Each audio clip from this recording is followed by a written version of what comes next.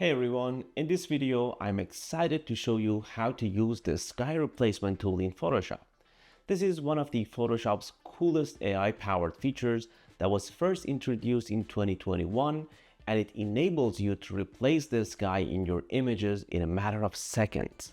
I will tell you everything you need to know about this tool, from the sliders and controls and also the adjustment layers that AI is going to generate for you in the layers panel, so you can make sense of those and tweak them if you need to. So let's dive right in. First, let's open our image. It's a photograph of one of the beautiful buildings on Parliament Hill in Ottawa. It was a gorgeous sunny morning in early November when I captured this photo. The building is in a neo-Gothic style of architecture, I believe, and as you can see, it's majestic and sublime. So adding a bit of drama to the sky will definitely enhance the photo and make it more compelling and memorable. By the way, you can download the photo from a link in the description and practice alongside me, or you can use your own photos. So let's try the sky replacement tool on this photo and see what happens. To do that, make sure the background layer is selected, and from the menu bar, go to Edit and choose Sky Replacement. The Sky Replacement window will be opened, and boom, the sky will be replaced by the last sky that was used in here. Look at that, amazing. You can see that not only the sky has been replaced, but also the whole scene is now tinted to match the color of the clouds. It's freaking awesome, right? Photoshop does that by making multiple adjustment layers and masks in the layers panel, which I'm going to show you in a moment. For now, let's see what we have in the sky replacement window. Up top, we have the sky drop-down menu, which is used to choose the sky. By clicking on it, it will open a gallery of different skies to choose from. These four skies are the most recent ones that were used, and below these we have multiple folders containing different types of skies. By default, Photoshop has these three folders: blue skies, spectacular, and sunsets. And if that's not enough, you can add to them easily by clicking on this little gear icon and going to Get More Skies and choose Download Free Skies. It will direct you to Adobe's website, and you can download all these fascinating sky packs from here for free. After downloading these skies, you can see that they have a .sky extension, which simply means it's a package of sky photos that can be loaded into Photoshop. To load them, again, go to the sky replacement window, open the sky drop-down menu, click on the little gear icon, go to Get More Skies, and this time choose Import Presets. Then go to the address where you downloaded the files, select all of them, and hit Open. Boom, there you have it. All of them will be added to your sky gallery. Now, when choosing a sky, it's crucial to pay attention to the direction of light. In this photo, you can see that the light is coming from the right, so check the clouds highlights to ensure that the sun is hitting them in almost the same direction. For instance, if I select this sky from the blue skies pack, you can see that the highlights on the clouds indicate that the sun is likely shining from the top left corner. This is almost the opposite direction of how it hits the building. In this case, you can easily resolve the issue by clicking on this flip checkbox. It will flip the sky horizontally, making both the sky and the building appear cohesive and naturally integrated. Let's do another example. I'm going to choose this sky from the storms pack. And again, as you can see, the sun is shining from the left. So what we do? Just click on the flip checkbox, and there you have it. It looks perfect now. You can move the sky and reposition it. To do that, just make sure that the Move tool is selected, and then click, hold, and drag. And you can scale the sky up and down to make it bigger or smaller using the scale slider over here. Now, for this photo, I'm going to do something crazy, like having the northern lights in the sky. I know, it's a daytime photo, but let's stretch our imagination and see what happens. I always love to see some aurora borealis in Ottawa's sky anyway, so why not? To do that, from this spectacular pack 1 that we just downloaded and added to our gallery, choose this sky. Look at that, amazing. Again, the AI did all the heavy lifting really. It toned down the brightness of the building, made it more like a night shot, and also added a tint of green from the sky to the foreground. Fantastic. It is a great starting point. Let's take a closer look at the sliders and controls in this window. First up is the Shift Edge slider, which controls how the new sky blends with your image. Sliding it to the right towards positive values pushes the sky further into the edges, like buildings or trees.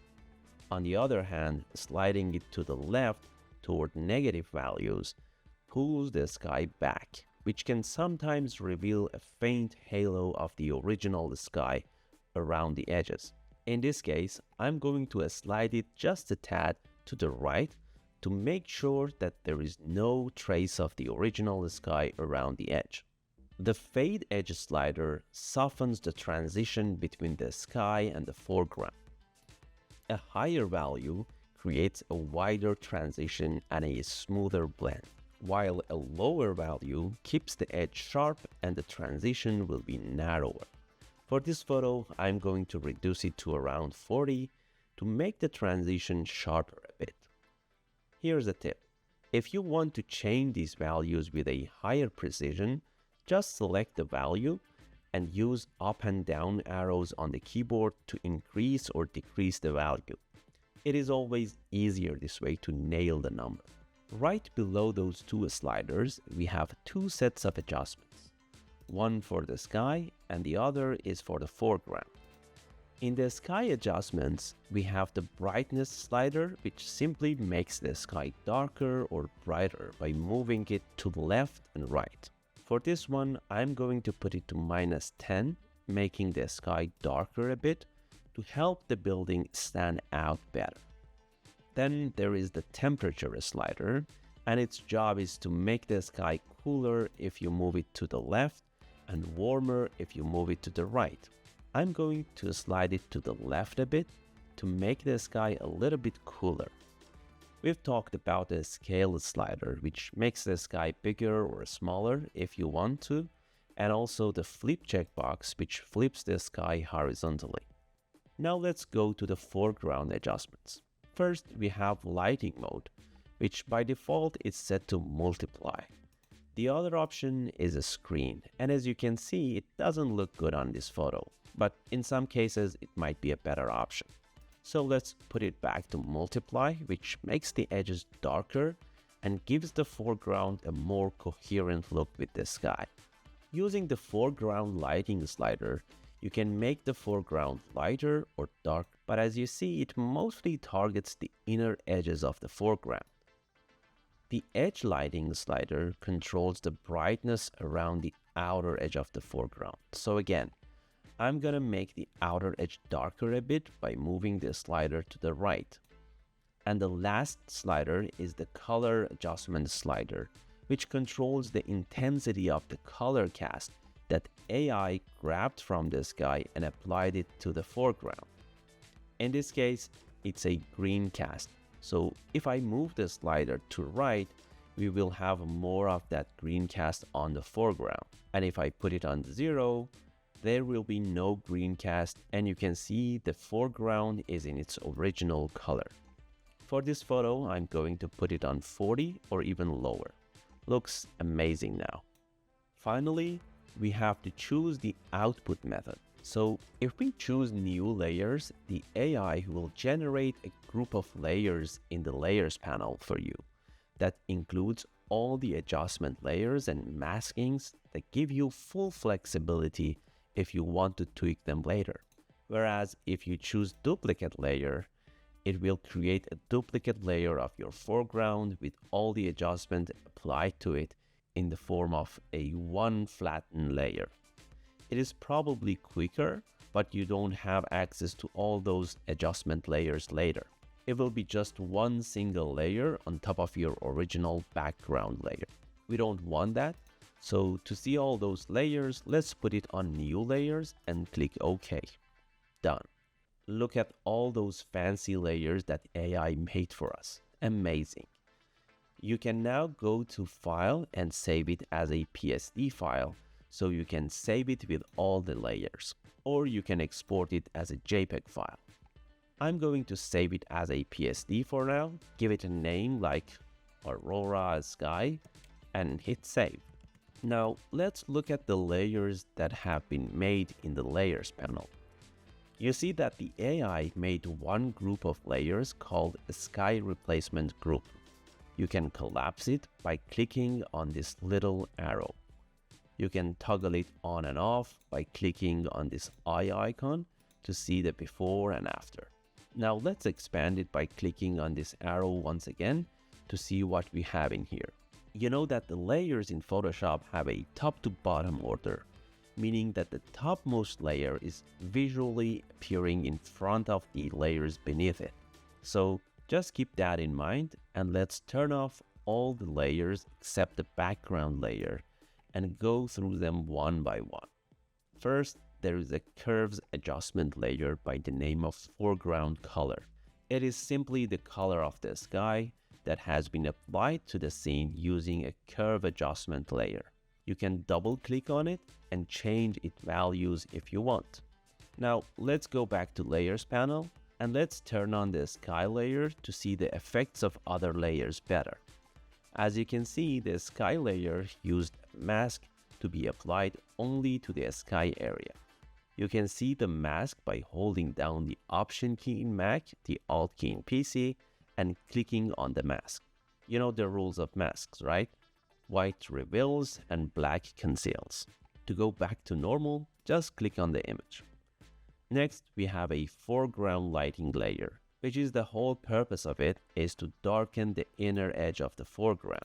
Then there is a group of two adjustment layers that is called Edge Lighting Group. And this one is for darkening the outer edge of the foreground to blend it nicely with the sky. On top of the sky layer, there is a color balance adjustment layer that is used to adjust the color temperature of the sky. But the amazing thing about it is that by double clicking on its icon, you have access to all of the color balance sliders. So you basically can tint the sky to any color you want, not just blue and yellow. If you're not happy with the changes, just double click on that slider to reset. So cool. And finally on top, there is the sky brightness adjustment layer that you can use to change the sky brightness as well as its contrast. I'm going to darken the sky a tad and add a bit of contrast, and I'm done. It looks amazing now. At the end, just don't forget to save the file. And there you have it, a quick and easy guide to using the sky replacement tool in Photoshop. If you found this video helpful, give it a thumbs up and share it with your friends who love photography. Don't forget to subscribe for more tips and tricks, and let me know in the comments what you want to learn next. Until then, keep creating and stay inspired. Again, thanks for watching and see you in the next one.